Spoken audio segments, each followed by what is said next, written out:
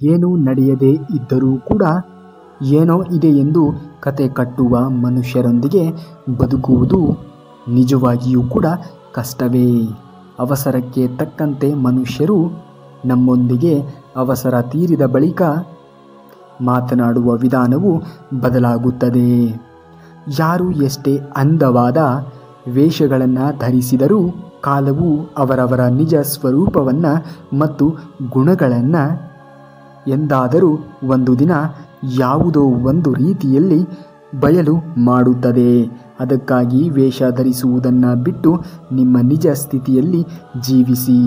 ಒಳಗೊಂದು ಹೊರಗೊಂದು ರೀತಿಯಲ್ಲಿ ಜೀವಿಸಲು ಯತ್ನಿಸಿದರೆ ಮುಖವಾಡ ಕಳಚಿ ಬೀಳುವ ದೂರ ಇರುವುದಿಲ್ಲ ಎಂಬುದನ್ನು ನೆನಪಿನಲ್ಲಿ ಇಟ್ಟುಕೊಳ್ಳಿ. ನೆನಪುಗಳು ಅನ್ನುವು ಒಂದು ರೀತಿ ಗಮ್ಮತ್ತಿನ ಹಾಗೆ. ಕೆಲವು ಬಾರಿ ಬೇಡವೆಂದರೂ ಬಿಡದೆ ಆನಂದವನ್ನು ಕೊಡುತ್ತದೆ. ಆದರೆ ಮತ್ತೆ ಕೆಲವು ಕಣ್ಣೀರು ತರಿಸುತ್ತವೆ. ಭಾರವನ್ನು ಹೊರುವ ಮನುಷ್ಯನಿಗಿಂತ ಆಲೋಚನೆಯನ್ನು ಹೊರುವ ಮನಸ್ಸಿಗೆ ಭಾರ ಹೆಚ್ಚು. ಏಕೆಂದರೆ ಆಲೋಚನೆಯ ಒತ್ತಡ ಆ ರೀತಿ ಇರುತ್ತದೆ. ದೇಹದ ಭಾರವನ್ನು ಸ್ವಲ್ಪ ಸಮಯ ತಡೆದುಕೊಳ್ಳಬಹುದೇನೋ, ಆದರೆ ಮನಸ್ಸಿನ ಒತ್ತಡ ದೀರ್ಘಾವಧಿಯ ಪರಿಣಾಮವನ್ನು ಬೀರುತ್ತದೆ. ಅಸತ್ಯ ಅಂದವಾಗಿದ್ದರೂ, ಸತ್ಯ ಕಠಿಣವಾಗಿದ್ದರೂ ಸತ್ಯದ ಎದುರು ಅಸತ್ಯ ಸೋಲಲೇಬೇಕು. ಸ್ವಲ್ಪ ಸಮಯ ತೆಗೆದುಕೊಳ್ಳುತ್ತದೆ, ಆದರೆ ಸಹನೆ ಇರಬೇಕಷ್ಟೇ. ತಪ್ಪು ತಿಳುವಳಿಕೆಯಿಂದ ಇತರರು ನಿಂದಿಸುವ ನಿಂದನೆಗಳಿಗೆ ನೀವು ಉತ್ತರಿಸುವ ಅವಶ್ಯಕತೆ ಇಲ್ಲ. ಅರ್ಥವಿಲ್ಲದ ನಿಂದನೆಗಳಿಗೆ ನೋವು ಪಡಬೇಡ. ಮನಸ್ಸಿಗೆ ಹೇಳಿದರೆ ಸಾಕು. ಜೀವನದಲ್ಲಿ ಕೆಲವು ಬಾರಿ ಏಕಾಂಗಿಯಾಗಿ ಇರಬೇಕಾದ ಸಂದರ್ಭ ಎದುರಾಗಬಹುದು. ಆ ಒಂಟಿತನದ ಬರಲು ಕಠಿಣವೂ ಹೌದು. ಅದಕ್ಕೆ ಮನುಷ್ಯ ಸಂಘವನ್ನು ಬಯಸುತ್ತಾನೆ. ಒಂಟಿತನ ನಮಗೆ ಬಾಂಧವ್ಯದ ಮೌಲ್ಯ, ಹಣದ ಮೌಲ್ಯ, ಜೀವನದ ಮೌಲ್ಯ, ಹಾಗೆ ಸಮಯದ ಮೌಲ್ಯವನ್ನು ತಿಳಿಸುತ್ತದೆ. ಈ ಎಲ್ಲ ಮೌಲ್ಯಗಳು ನಾವು ಏಕಾಂಗಿಯಾಗಿ ಇದ್ದಲ್ಲೇ ತಿಳಿಯುತ್ತದೆ. ಜೀವನದ ಎಲ್ಲ ಮೌಲ್ಯಗಳನ್ನು ತಿಳಿಯಲು ಸಾಧ್ಯ. ಧೈರ್ಯದಿಂದ ಇರಿ. ಪ್ರತಿ ಮನುಷ್ಯನಿಗೆ ದಿನಕ್ಕೆ ಒಂದು ಬಾರಿಯಾದರೂ ಈ ರೀತಿ ಅನಿಸುವುದುಂಟು, ಏನೇ ಜೀವನವೆಂದು. ಎಷ್ಟು ದಿನ ಈ ಹೋರಾಟ? ಅದರಲ್ಲೂ ಮಧ್ಯಮ ವರ್ಗದ ಜನರಿಗೆ ಜೀವನ ಸಾಕಾಗಿ ಹೋಗುತ್ತದೆ. ಸವಾಲಿನ ಮೇಲೆ ಸವಾಲುಗಳು. ತಮ್ಮ ಸುತ್ತಮುತ್ತಲೂ ಇರುವಂತಹ ಜನರನ್ನು ಎದುರಿಸಿ ಬದುಕುವುದೇ ಒಂದು ಹೋರಾಟವಾಗಿ ಬಿಡುತ್ತದೆ. ಯಾರು ಜಾಣತನದಿಂದ ವ್ಯವಹರಿಸುತ್ತಾರೆಯೋ ಅವರು ಎಂದಿಗೂ ಕೂಡ ತಪ್ಪು ಹೆಜ್ಜೆ ಇಡುವುದಿಲ್ಲ. ಯಾರು ತಪ್ಪು ಹೆಜ್ಜೆಗಳನ್ನು ಇಡುತ್ತಾರೆಯೋ ಅವರು ಕೆಳಗೆ ಬಿದ್ದೇ ಬೀಳುತ್ತಾರೆ. ಹೇಳಿ, ಜಾಣ ವ್ಯಕ್ತಿ ಯಾವುದಾದರೂ ಮೋಸ ಆಗಿರುವುದನ್ನು ನೋಡಿರುವಿರೇ? ಅವನು ಕುರುಡು ಭ್ರಮೆಗಳ ಆಚೆ ವ್ಯವಹರಿಸುವನು. ವಾಸ್ತವಿಕತೆಯಲ್ಲಿ ಜೀವಿಸುವನು. ಎಲ್ಲವನ್ನ ಕೂಲಂಕುಷವಾಗಿ ತಿಳಿಯುವನು. ಹಣದ ವಿಚಾರವಾಗಲಿ, ವ್ಯವಹಾರಗಳಾಗಲಿ, ಬಾಂಧವ್ಯಗಳಾಗಲಿ, ನೋಡಿ ನೀವಾಗಲಿ, ನಿಮ್ಮ ಸುತ್ತಮುತ್ತಲಿನವರಾಗಲಿ ಬಹಳಷ್ಟು ರೀತಿಯಲ್ಲಿ ಮೋಸ ಹೋಗುತ್ತಿರುತ್ತಾರೆ. ಇತರರ ಮುಗ್ಧತೆಯನ್ನು ದಾರಿ ತಪ್ಪಿಸುವರು. ಆದರೆ ನಿಮ್ಮ ಜಾಣತನ ಇತರರನ್ನು ಮೋಸಗೊಳಿಸುವುದಿಲ್ಲ. ನಿಮ್ಮ ಜಾಣತನ ಇತರರಿಂದ ನೀವು ಮೋಸ ಹೋಗದೆ ಹಾಗೆ ವ್ಯವಹರಿಸುವುದು. ನಾವು ಕೋಪದಲ್ಲಿ ಆಡಿದಂತಹ ಮಾತುಗಳನ್ನು ನೆನಪಿಟ್ಟುಕೊಳ್ಳುವ ಮನುಷ್ಯರು ಪ್ರೇಮದಿಂದ ಆಡಿದ 100 ಮಾತುಗಳನ್ನು ಏಕೆ ಮರೆಯುತ್ತಾರೆ ಎಂದು ಅರ್ಥವಾಗುವುದಿಲ್ಲ. ನಾವು ಸಂತೋಷವಾಗಿ ಇರಬೇಕೆಂದರೆ ಸಾಕಷ್ಟು ಹಣವನ್ನಾದರೂ ಸಂಪಾದಿಸಬೇಕು. ಇಲ್ಲದಿದ್ದರೆ ಮನುಷ್ಯನ ಸಂತೋಷಕ್ಕೂ ಹಣಕ್ಕೂ ಯಾವುದೇ ಸಂಬಂಧವಿಲ್ಲ ಎಂಬುವ ಪರಿಪಕ್ವವಾದ ಜ್ಞಾನವನ್ನಾದರೂ ಸಂಪಾದಿಸಬೇಕು. ಹಣವನ್ನು ಕಳೆದುಕೊಳ್ಳಬಹುದು, ಆದರೆ ಸಂಪಾದಿಸಿದಂತಹ ಜ್ಞಾನವನ್ನು ಮಾತ್ರ ಎಂದಿಗೂ ಕೂಡ ಕಳೆದುಕೊಳ್ಳಲು ಸಾಧ್ಯವೇ ಇಲ್ಲ. ಯಾವ ಜ್ಞಾನವೂ ನಿನ್ನನ್ನು ಯಾವತ್ತೂ ದುಃಖದ ಮಡಿಲಿಗೆ ತಳ್ಳುವುದಿಲ್ಲ. ಅದನ್ನು ನೀನು ಸಂಪಾದಿಸು, ಅದರ ಒಡೆಯನಾಗು, ಜ್ಞಾನದ ಸಿಂಹಾಸನವನ್ನು ಏರು. ಬರೀ ಹಣ ಮಾತ್ರ ಸಂಪಾದಿಸಿದರೆ ಸಾಲದು, ಏಕೆಂದರೆ ಹಣ ಸಂತೋಷದೊಂದಿಗೆ ದುಃಖವನ್ನು ಕೊಡುತ್ತದೆ. ಹಣ ಸಂಪಾದಿಸಿದವರೆಲ್ಲ ಸಂತೋಷದಲ್ಲಿ ತೇಲುವರು ಎಂಬ ಭ್ರಮೆಯಲ್ಲಿ ಬದುಕಬೇಡಿ. ಜ್ಞಾನವಂತರು ಮಾತ್ರ ಜೀವನದ ಆನಂದವನ್ನು ಸವಿಯುತ್ತಿರುತ್ತಾರೆ. ಈಗಿನ ಪ್ರಪಂಚ ಹೇಗಿದೆ ಗೊತ್ತಾ? ಹಣದಲ್ಲಿ ಯಾವ ಸಂತೋಷವೂ ಇಲ್ಲ ಎಂಬುದು ಎಲ್ಲರಿಗೂ ಗೊತ್ತು. ಆದರೆ ಸಂತೋಷ ಕೊಡುವ ಪ್ರತಿ ವಸ್ತುವಿನ ಹಿಂದೆ ಹಣ ಇದೆ ಎಂಬ ಭ್ರಮೆಯಲ್ಲಿ ಎಲ್ಲರೂ ತೇಲುತ್ತಿರುತ್ತಾರೆ. ನಾವು ಬರೆಯುವ ಅಕ್ಷರ ತಪ್ಪಾದರೆ ಸರಿಪಡಿಸಿಕೊಳ್ಳುವುದು ಸುಲಭ, ಆದರೆ ನಾವು ನಡೆಯುವಂತಹ ಮಾರ್ಗ ತಪ್ಪಾದರೆ ಸರಿಪಡಿಸಿಕೊಳ್ಳುವುದು ಅಷ್ಟು ಸುಲಭವಲ್ಲ. ಸಾಲ ಮತ್ತು ಪ್ರೇಮ ಎಷ್ಟು ಹೆಚ್ಚಾಗುತ್ತದೆಯೋ ಅಷ್ಟು ನೋವು ಕೂಡ. ತಮ್ಮ ಸ್ವಾರ್ಥಕ್ಕಾಗಿ ಯಾರ ಜೀವನವನ್ನಾದರೂ ಬಲಿ ಕೊಡುವರು. ಅವರಿಗೆ ಮೌಲ್ಯ, ಬಾಂಧವ್ಯ, ಪ್ರೇಮ, ಅನುರಾಗ, ಕರುಣೆ ಅನ್ನುವ ಪದಕ್ಕೆ ಅರ್ಥವೇ ಗೊತ್ತಿರುವುದಿಲ್ಲ. ಅಂಥವರಿಂದ ಜಾಗೃತರಾಗಿರಿ. ಕೆಲವೊಮ್ಮೆ ಕೆಲವೊಂದು ಪರಿಸ್ಥಿತಿಗಳಲ್ಲಿ ಮೌನವಾಗಿರುವುದು ಒಳ್ಳೆಯದು. ಅದರಿಂದಲೇ ಸಮಸ್ಯೆಗಳು ತಾವಾಗಿಯೇ ಪರಿಹಾರವಾಗಬಹುದು. ಆಗಿರುವುದನ್ನು ಸಂಪೂರ್ಣವಾಗಿ ಒಪ್ಪಿಕೊಂಡು ತಾಳ್ಮೆಯಿಂದ ಇರುವುದನ್ನು ಕಲಿತರೆ ಸಮಸ್ಯೆಗಳು ಪರಿಹಾರವಾಗುತ್ತದೆ. ಕೆಲವೊಂದು ಪರಿಸ್ಥಿತಿಗಳು ಕೈಮೀರಿ ಹೋದಾಗ ಆತಂಕಕ್ಕೆ ಒಳಗಾಗುವ ಸಂಯಮದಿಂದ ಇರುವುದನ್ನು ಕಲಿಯಬೇಕು. ಇದುವೇ ಗೀತೆಯ ಸಾರ. ಎಲ್ಲವೂ ದೈವ ನಿರ್ಣಯವೆಂದು ತಿಳಿದು ನಮ್ಮ ಮನಸ್ಸನ್ನು ಶಾಂತವಾಗಿರಿಸುವುದನ್ನು ಅಭ್ಯಾಸ ಮಾಡಿಕೊಳ್ಳಬೇಕು. ಆಗುವುದೆಲ್ಲ ಒಳ್ಳೆಯದೇ ಎಂಬ ನಂಬಿಕೆ ನಿನಗೆ ದೇವರ ಮೇಲೆ ಇರುವ ನಿಜವಾದ ಭಕ್ತಿ. ಅಸಲಿಗೆ ಭಕ್ತಿ ಎಂದರೆ ಭಗವಂತನ ಎಲ್ಲ ನಿರ್ಣಯಗಳನ್ನು ಸಂತೋಷದಿಂದ ಸ್ವೀಕರಿಸುವುದೇ ಆಗಿದೆ. ನಾವು ದಿನಕ್ಕೊಂದು ರೀತಿ ವೇಷಗಳನ್ನು ಬದಲಿಸಬಹುದು, ಆದರೆ ದಿನಕ್ಕೊಂದು ರೀತಿಯಲ್ಲಿ ಮನಸ್ಸುಗಳನ್ನು ಮಾತ್ರ ಬದಲಿಸಬಾರದು. ಮನಸ್ಸು ಸ್ಥಿಮಿತದಲ್ಲಿ ಇರಬೇಕು. ಪ್ರೇಮ ಅನ್ನುವುದು ಜವಾಬ್ದಾರಿ ಇಲ್ಲದಾಗ ತುಂಬ ಅಂದವಾಗಿ ಇರುತ್ತದೆ. ಪ್ರೇಮಕ್ಕೆ ಜವಾಬ್ದಾರಿ ಜೊತೆಯಾದರೆ ಆ ಪ್ರೇಮವೇ ಭಾರವಾಗುತ್ತದೆ. ಸಂಸಾರದ ಭಾರ ತುಸು ಕಷ್ಟವೇ. ಭಾರ ಹೆಚ್ಚಾದಂತೆ ಬಾಂಧವ್ಯಗಳಲ್ಲಿ ಬಿರುಕು ಸಹ ಹೆಚ್ಚಾಗುತ್ತದೆ.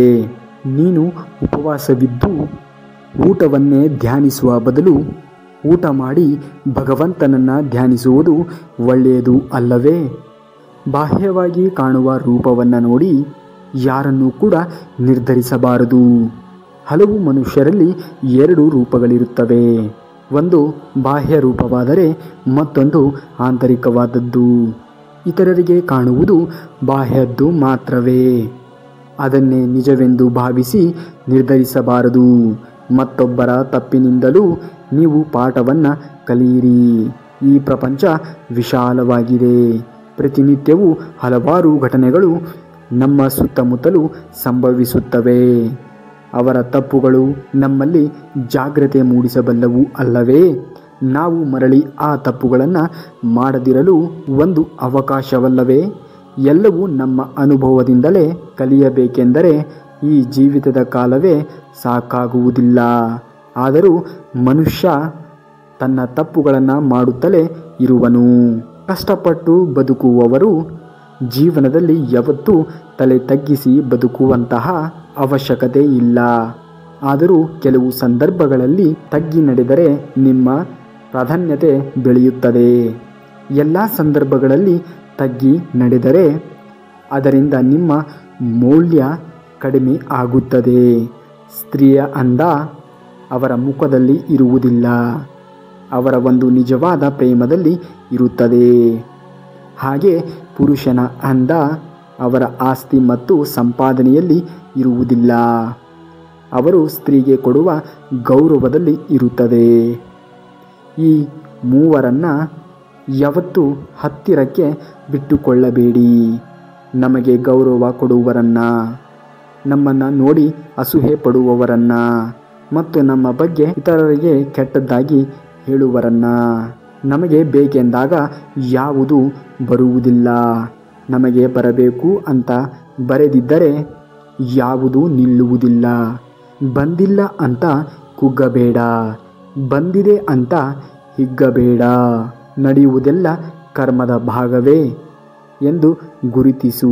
ಪಾಪಗಳನ್ನು ಮಾಡಿಯೂ ಹಾಯಾಗಿ ಬದುಕುವವರನ್ನು ನೋಡಿ ಕರ್ಮ ಏನೂ ಮಾಡುವುದಿಲ್ಲ ಎಂದು ತಿಳಿದು ನಾವು ಸಹ ಏನೇ ಮಾಡಿದರೂ ಕರ್ಮ ಏನು ಮಾಡುತ್ತದೆ ಎಂಬ ಭ್ರಮೆ ಪಡಬೇಡ.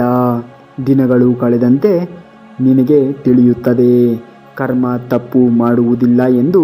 ಸಮಯಕ್ಕಾಗಿ ಹೊಂಚು ಹಾಕಿ ಕುಳಿತಿದೆ ಎಂದು ಕರ್ಮ ಫಲ ಯಾರಿಗೂ ಕೂಡ ಹೊರತಾಗಿಲ್ಲ. ಕೇವಲ ಸಮಯ ಬಂದಾಗ ಎಲ್ಲವೂ ತಿಳಿಯುತ್ತದೆ. ಎತ್ತರದ ಶಿಖರ ಹೇಗಾದರೆ ಯಾವತ್ತೂ ತಲೆ ತಗ್ಗಿಸುವುದಿಲ್ಲವೋ ಹಾಗೆ ಆತ್ಮಾಭಿಮಾನ ಇರುವ ವ್ಯಕ್ತಿ ಇತರರ ಮುಂದೆ ಕೈ ಚಾಚುವುದಿಲ್ಲ.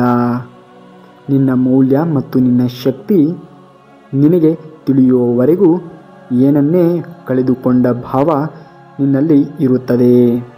ಇಷ್ಟವಿಲ್ಲದ ಪ್ರೀತಿ ಮತ್ತು ಕಷ್ಟವಿಲ್ಲದ ಶ್ರಮ ಎರಡು ವ್ಯರ್ಥವೇ. ಕೇವಲ ಬಾರಿ ಆ ಕ್ಷಣಕ್ಕೆ ಸಂತೋಷವನ್ನು ಕೊಟ್ಟರೂ ಕೂಡ ನಂತರ ದುಃಖವನ್ನೇ ಅದು ತಿಳಿಸುತ್ತದೆ. ಯಾವತ್ತೂ ಕೂಡ ಊಹೆಗಳು ವಾಸ್ತವಕ್ಕೆ ದೂರವಾಗಿ ತೆಗೆದುಕೊಂಡು ಹೋಗುತ್ತವೆ. ಆದರೆ ಎಷ್ಟೇ ದೂರಕ್ಕೆ ಹೋದರೂ ಕೂಡ ಮತ್ತೆ ವಾಸ್ತವಕ್ಕೆ ಬರಬೇಕಾಗುತ್ತದೆ ಎಂಬುದನ್ನು ಅರ್ಥ ಮಾಡಿಕೊಳ್ಳಿ. ಜೀವನ ನಮ್ಮ ಕಲ್ಪನೆಯಲ್ಲಿ ಇಲ್ಲ. ಮನುಷ್ಯ ವಾಸ್ತವಿಕತೆಯನ್ನು ಅರಿಯಬೇಕು. ಬರೀ ಕಲ್ಪನೆಯಲ್ಲಿ ಬದುಕುವವರಿಗೆ ನಿರಾಸೆ ತಪ್ಪುವುದಿಲ್ಲ. ಕೆಲವು ಬಾರಿ ನಿನಗೆ ತಡೆದುಕೊಳ್ಳುವ ಶಕ್ತಿ ಇದ್ದರೂ ಕೆಲವುಗಳಿಂದ ತಪ್ಪಿಸಿಕೊಳ್ಳುವ ಬುದ್ಧಿವಂತಿಕೆ ನಿನಗಿರಬೇಕು. ಯಾವತ್ತಾದರೂ ಗಮನಿಸುವಿರಾ? ಒಂದೊಮ್ಮೆ ವ್ರತ ಖರ್ಚು ಮಾಡಿದ್ದು ಇಂದು ಬಹಳ ಮೌಲ್ಯವುಳ್ಳದ್ದಾಗಿರುತ್ತದೆ. ಅದು ಹಣವಲ್ಲ, ಸಮಯವು ಬಹಳ ಮೌಲ್ಯವುಳ್ಳದ್ದಾಗಿರುತ್ತದೆ. ಕೆಲವು ಬಾರಿ ಏನೇ ಜೀವನ ಅರ್ಥವೇ ಆಗುತ್ತಿಲ್ಲ ಎಂದು ಬಹಳ ಬೇಸರ ಮತ್ತು ದುಃಖವನ್ನು ಉಂಟು ಮಾಡುತ್ತದೆ. ಅಂದುಕೊಂಡಿದ್ದು ಯಾವುದು ಕೂಡ ಆಗುತ್ತಿಲ್ಲ ಎಂದು ಬೇಸರವಾಗುತ್ತದೆ. ಅಂದುಕೊಂಡಿದ್ದೆಲ್ಲ ಜೀವನದಲ್ಲಿ ಆಗುವುದಿಲ್ಲ. ಮನುಷ್ಯನಿಗೆ ತಾನು ಅಂದುಕೊಂಡಿದ್ದು ನಡೆದಾಗ ಮಾತ್ರ ಸಂತೋಷವನ್ನು ಪಡುತ್ತಾನೆ. ಇಲ್ಲದಿದ್ದರೆ ದುಃಖ. ಅಸಲಿಗೆ ದುಃಖ ಮತ್ತು ಸಂತೋಷ ನಿನ್ನಲ್ಲಿಯೇ ಇರುವುದು. ದುಃಖಕ್ಕಾಗಲಿ ಅಥವಾ ಸಂತೋಷಕ್ಕಾಗಲಿ ಇತರೆ ಯಾವುದೇ ವಸ್ತು, ವಿಷಯ ಹಾಗೂ ವ್ಯಕ್ತಿ ಕಾರಣ ಆಗಿರುವುದಿಲ್ಲ. ಮನುಷ್ಯ ಇಲ್ಲದರಲ್ಲೇ ಸಂತೋಷವನ್ನು ಹುಡುಕುವನು. ಕೆಲವರಿಗೆ ಮದುವೆ ಆಗಿಲ್ಲವೆಂಬ ಚಿಂತೆ, ಕೆಲವರಿಗೆ ಆಗಿಯೂ ಕೂಡ ಸಂಸಾರದ ಭಾರ ಹೊರಲಾಗದೆ ಚಿಂತೆ, ಕೆಲವರಿಗೆ ಉದ್ಯೋಗ ಇಲ್ಲವೆಂಬ ಚಿಂತೆ, ಮತ್ತೆ ಕೆಲವರಿಗೆ ಉದ್ಯೋಗ ಮಾಡಬೇಕೆನ್ನುವಂತಹ ಚಿಂತೆ. ಈ ಜೀವನದಲ್ಲಿ ಚಿಂತೆ ಇರದ ವ್ಯಕ್ತಿಯೇ ಇಲ್ಲ. ದೂರದಿಂದ ನೋಡಿದಾಗ ಎಲ್ಲವೂ ಕೂಡ ಸುಂದರವಾಗಿಯೇ ಕಾಣಿಸುತ್ತದೆ. ಹತ್ತಿರ ಹೋಗಿ ನೋಡಿದಾಗ ಅಲ್ಲಿಯ ಏರಿಳಿತಗಳು ಕಾಣಿಸುತ್ತವೆ. ಏರಿಳಿತಗಳ ಆಧಾರದ ಮೇಲೆ ನಿನ್ನ ದುಃಖ ಮತ್ತು ಸಂತೋಷ ಅವಲಂಬನೆ ಆಗಬಾರದು. ಈ ಜೀವನ ಸೃಷ್ಟಿ ಆಗಿರುವುದು ಸಂತೋಷದಿಂದ ಇರಲು ಹೊರತು ದುಃಖದಿಂದ ಇರಲು ಅಲ್ಲ. ಸಂತೋಷಕ್ಕೆ ಕಾರಣಗಳು ಬೇಕಿಲ್ಲ. ಇರುವುದೇ ಸಂತೋಷ. ಏನೇ ಮಾಡಿದರೂ ಸಂತೋಷದಿಂದ ಮಾಡು. ಉದ್ಯೋಗವಾಗಲಿ, ವ್ಯಾಪಾರವಾಗಲಿ, ಹಣ ಸಂಪಾದನೆಯಾಗಲಿ ಸಂತೋಷಕ್ಕಾಗಿ ಅಲ್ಲ. ಅದು ನಿನ್ನಲ್ಲೇ ಇದೆ. ಅಜ್ಞಾನದ ಪರದೆಯನ್ನು ತೆರೆದಾಗ ಸಂತೋಷದ ಚೆಲುಮೆ ನಿನಗೆ ದೊರೆಯುತ್ತದೆ. ಜೀವನದ ವಾಸ್ತವಿಕತೆಯನ್ನು ಅರಿತಾಗ ನಿನ್ನಲ್ಲಿ ಸಂತೋಷ ಆವರಿಸುತ್ತದೆ. ಸಂತೋಷವೆಂದರೆ ಒಳಗಿನ ಪರಮಶಾಂತಿ. ಮನಸ್ಸು ನಿಶ್ಚಲವಾಗಿರುವುದು. ಧೈರ್ಯದಿಂದ ಇರಿ, ಶಾಂತಿಯಿಂದ ಇರಿ, ಸಮಾಧಾನದಿಂದ ಇರಿ. ಖಂಡಿತವಾಗಿಯೂ ಕೂಡ ಆಗುವುದೆಲ್ಲವೂ ಒಳ್ಳೆಯದೇ ಆಗುತ್ತದೆ. ಇನ್ನಷ್ಟು ಈ ರೀತಿಯ ಮಾಹಿತಿಗಳಿಗಾಗಿ ತಪ್ಪದೇ ನಮ್ಮ ಚಾನಲ್ನ ಸಬ್ಸ್ಕ್ರೈಬ್ ಮಾಡ್ಕೊಳ್ಳಿ ಅಂತೇಳಿ ಹೇಳ್ತಾ ಮುಂದಿನ ವಿಡಿಯೋದಲ್ಲಿ ಸಿಗುವವರೆಗೂ ಧನ್ಯವಾದ. ಕರುನಾಡಿಗೆ.